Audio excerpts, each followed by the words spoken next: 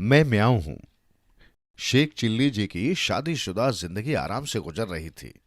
एक दिन ससुराल से खत आया कि जब से ब्याह हुआ है, दामाद जी आए नहीं, इसलिए जल्दी ही तशरीफ लाएं। सास ससुर साले सालियां सभी उनसे मिलना चाहते हैं। बेटा, तुम्हारा जाना जरूरी है। खत पढ़ने के बाद शेख चिल्ली जी की अम्मी ने कहा। ससुराल जाने की बात थी। शेख चिल्ली जी कुछ संकोच में जरूर पड़े, मगर फिर जाने की बात तय कर ली। अगले दिन खूब सज धज कर ससुराल के लिए रवाना होने लगे। चलते समय अम्मी ने समझाते हुए कहा, नाक की सीध में जाना और हर बात में अपने को झुकाकर रखना। अगर कोई कुछ भेंट दे तो सिर माथे पर कबूल करना। ये उपदेश शेख चिल्ली जी ने ध्यान से सुने और नाक की सीध में ससुराल रवाना हो गए। शहर से बाहर निकलने के बाद वे नदी के घाट पर पहुंचे। उस समय नाव दूसरे किनारे पर थी। उसके आने में देर थी, इसलिए वे प्रतीक्षा करने लगे। थोड़ी देर बाद उन्हें नाव आती दिखाई दी, पर वे ये देखकर परेशान हो गए कि नाव टेढ़ी मेढ़ी होकर आ रही है। शेख चिल्ली जी सोचने लगे, मतलब ये कि नाव जाएगी भी टेढ़ी मेढ़ी, और अम्मी ने कहा था कि नाक की सीध में जाना है। उन्होंने मन ही मन सोचा और इस सोच के साथ ही वे जूते सहित पानी में छलांग लगा बैठे। नाक की सीध में तैरते हुए पार पहुंचे। आगे भी सीधे रास्ते पर चले। खेतों जंगलों में घुसते नाक की सीध का ध्यान रखते हुए ससुराल पहुंचे। वहां पहुंचते ही उनका ठीक वैसा ही स्वागत हुआ जैसा नए नए आए जमाई का होता है। तमाम सगे संबंधी उनसे मिलने आए। दामाद का परिचय कराया। शेख चिल्ली जी को उन्होंने आकर अपना परिचय कुछ इस प्रकार कराया। हकीर फकीर सराय तकसीर को मियां लखनवी हुजूर कहते हैं। ये परिचय सुनकर शेख चिल्ली जी को अपनी अम्मी की बताई बात याद आ गई कि अपने को झुकाकर रखना है। अब वे सोचने लगे कि मुझे ऐसा जवाब देना चाहिए जिससे मेरी नम्रता सिद्ध हो सके। उन्होंने कहा, बंदे को कुत्ते की मरी हुई बिल्ली मियां शेख चिल्ली कहते हैं। ये उत्तर सुनकर लखनवी साहब मारे हंसी के लोटपोट हो गए और बोले, आप तो बड़े दिलचस्प आदमी हैं। जवाब में शेख चिल्ली जी और भी विनम्रता अख्तियार करके बोले, बंदा किस योग्य है, आपकी पुरानी जूतियों के सदके उल्टे सीधे जवाब दे लेता हूं।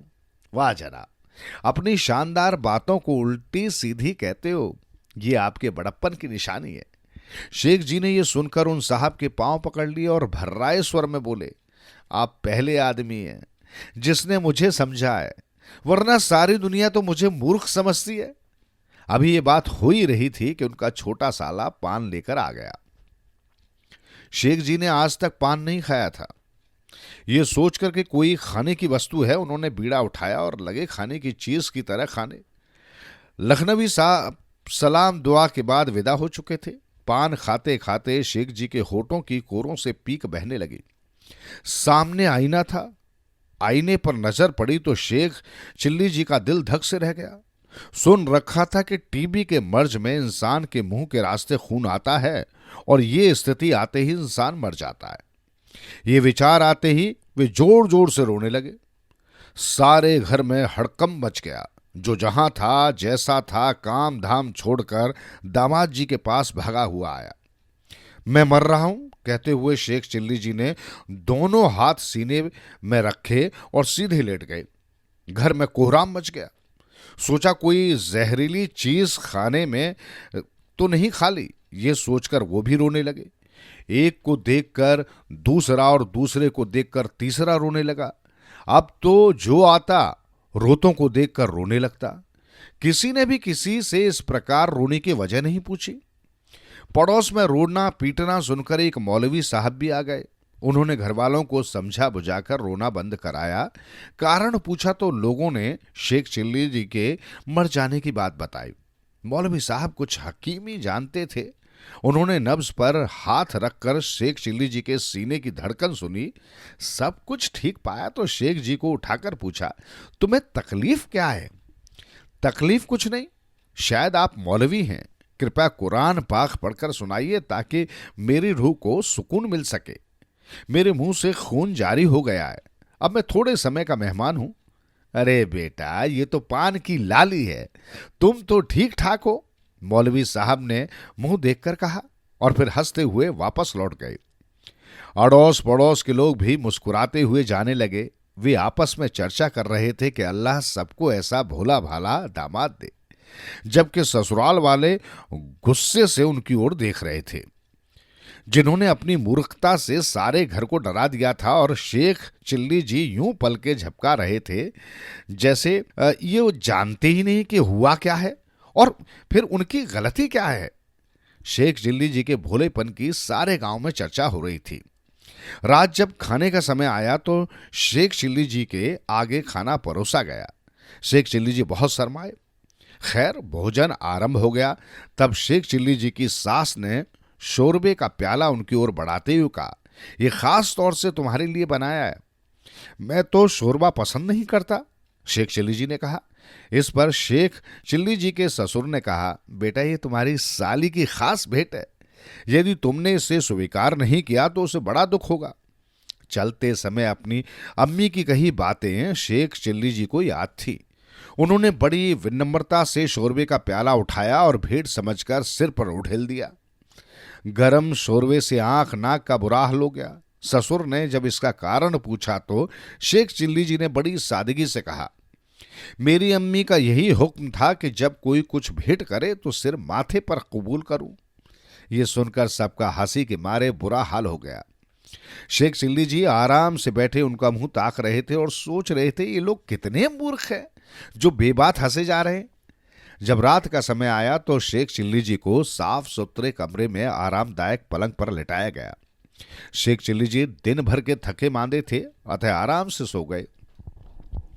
आधी रात को उनकी आंख खुली तो उन्होंने देखा कि छत पर एक छींके से मटकी लटकी हुई है। शेख जी ने अपनी छड़ी उठाई और ठकाठक कर ये अंदाज लगाने लगे कि उसमें क्या हो सकता है। ठकठका से मिट्टी की मटकी एक जगह से चटक गई और उसमें से शहद टपकने लगा। शेख चिल्ली जी मुंह ऊपर करके बूंद बूंद शहद को चाटने लगे। कुछ देर में ही उनका जी और पेट दोनों भर गए। वे बोले, बस भाई बस, अब पेट भर गया, अब और नहीं चाहिए, अब मुझे सोने दो। मटकी कोई आदमी तो थी नहीं जो शेख जी का कहा मान लेती।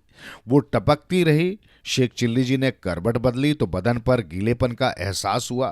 तब बोले, अरे अल्लाह की बंदी, अब बस भी कर, मुझे सोने दे। कहकर वे दूसरी करवट लेट गए। शहद टपकता रहा। शेख चिल्ली जी के कपड़े शहद से तर होते रहे, यहां तक कि उनका पूरा शरीर शहद से नहाता चला गया। पर वे इतने आलसी थे कि कभी इधर घूम जाते, कभी उधर करवट बदल लेते। अब तो जहां हाथ जाता वहीं शहद की चिपचिपाहट। मन ही मन शेख चिल्ली जी ने सोचा कि अब क्या किया जाए।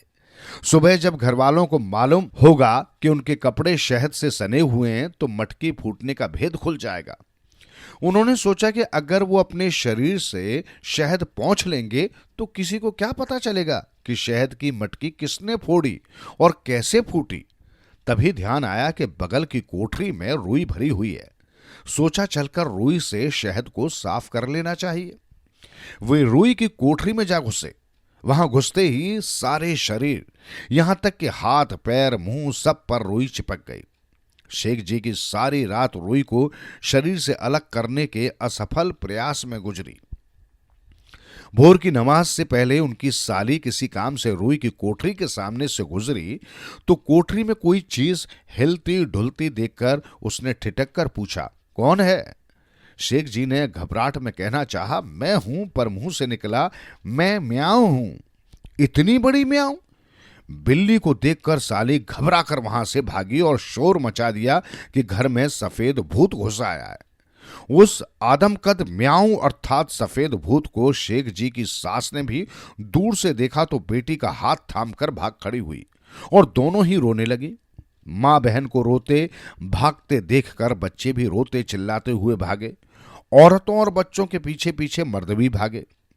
किसी को असल मामला समझने का होश ही न था। हर तरफ शोर मच गया, सफेद भूत, सफेद भूत। शेख चिल्ली जी ने मामला बिगड़ा हुआ देखा तो सोचा इससे पहले के मोहल्ले वाले उन्हें भूत समझकर लठ लेकर आ जाएं, वहां से भाग निकलने में ही भलाई है। वे कोठरी से निकले और पिछवाड़े की दीवार फांदकर उसे पार कर कूदे। गांव का मामला था। मकान की दीवारें कच्ची पक्की थी। दीवार के उस पार कूदने में उन्हें कोई परेशानी नहीं हुई। दीवार के उस पार पड़ोसी की भेड़ बकरियों का बाड़ा था। शेख जी भेड़ों के बीच जा घुसे। संयोग से उसी समय कुछ चोर भेड़ बकरियों को चुराने के उद्देश्य से बाड़े में घुसे हुए थे।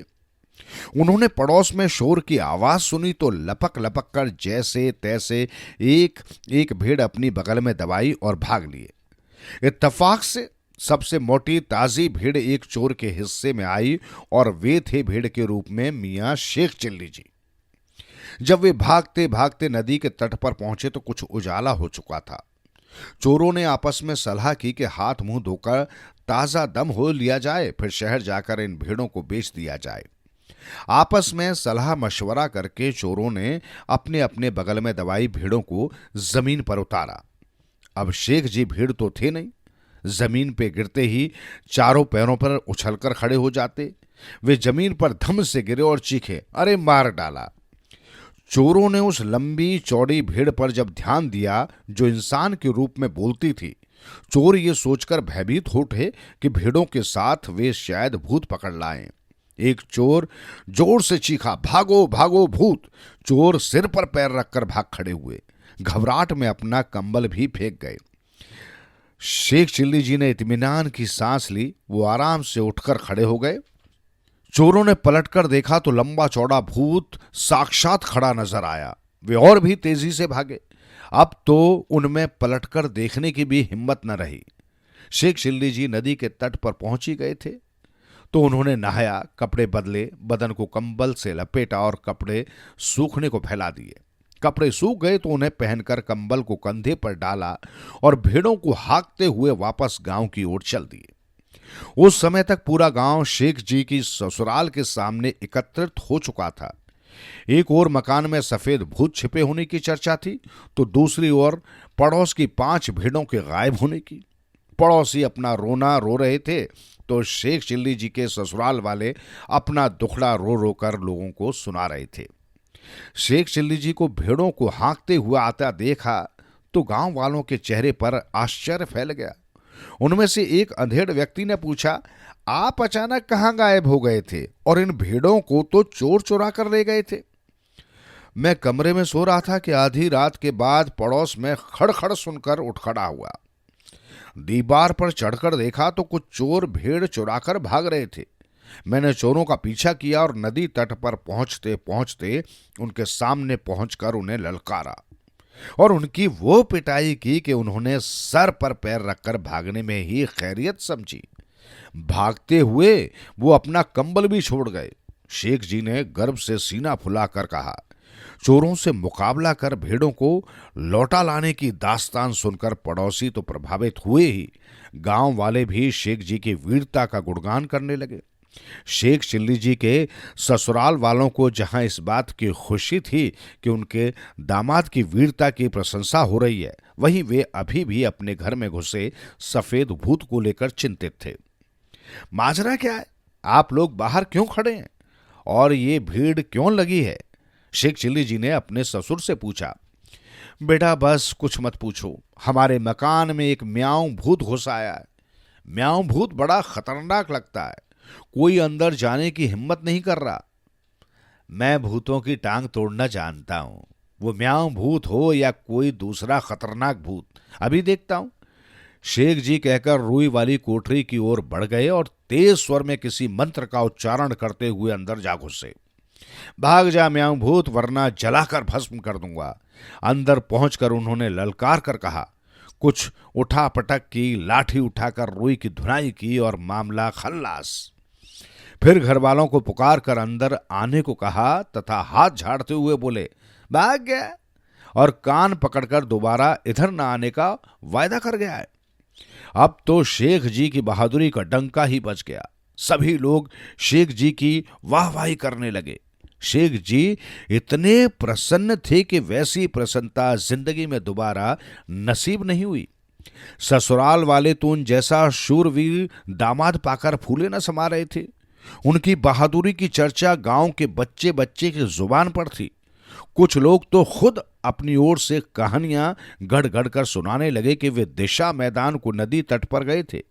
उन्होंने दूर से चोरों के मुकाबले शेख चिल्ली जी को जंग करते हुए देखा था। एक अकेले शेख चिल्ली जी और पांच पांच चोर, चोरों को मार मार कर कचुम्बर निकाल दिया था शेख चिल्ली जी ने। और उनको तभी छोड़ा था जब उन्होंने हाथ जोड़कर, कदमों में गिरकर और नाक रगड़कर दोबारा गांव में चोरी न करने का वायदा किया था। उसके बाद जितने भी शेख चिल्ली जी अपनी ससुराल में रहे, उनकी जमकर खातिरदारी और वाहवाही होती रही। उनकी बहादुरी के नए नए किस्से लोगों ने कुछ इस अंदाज में गढ़ लिए थे कि जब जब उन किस्सों की भनक शेख जी के कानों में पड़ जाती तो वो सोचने पर मजबूर हो जाते कि ऐसी ऐसी बहादुरी भरी बेवकूफियां उनके द्वारा कब संपन्न हो गईं। इसकी तो उन्हें खबर तक नहीं हुई।